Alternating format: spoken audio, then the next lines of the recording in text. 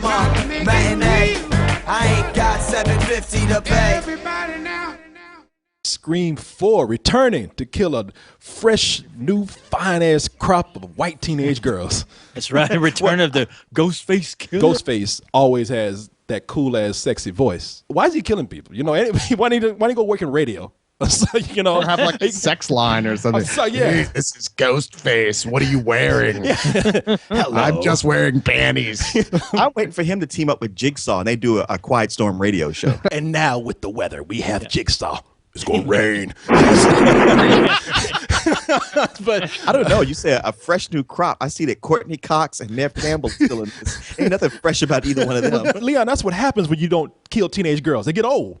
Yeah. Well, okay. So the killer is actually the hero in this. Yeah, now you've got like Hayden Panettiere or however you say it. I just think panties, and that makes me happy.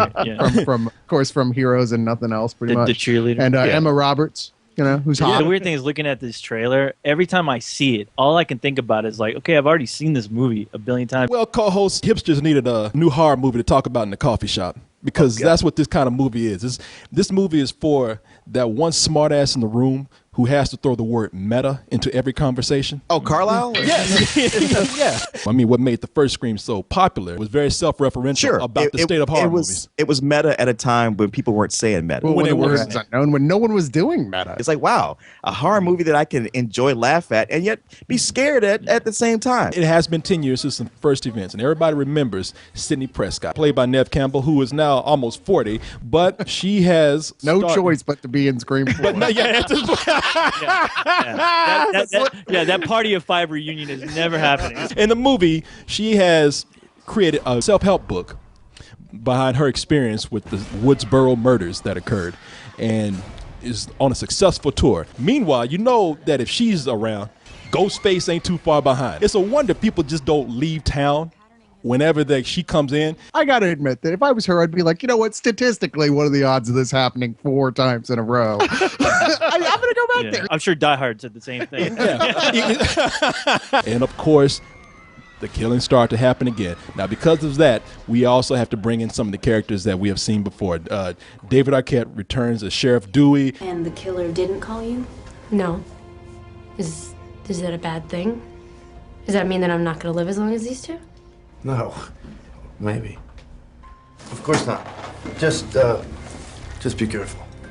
He's married. David Arquette? Wow. Yeah, you know, he was married to the reporter Gail Weathers, who in the film has written a series of books on the actual murders, but here she has writer's block and doesn't know what else to write, so she gets pulled back in. She's Courtney Cox, and they were married in real life.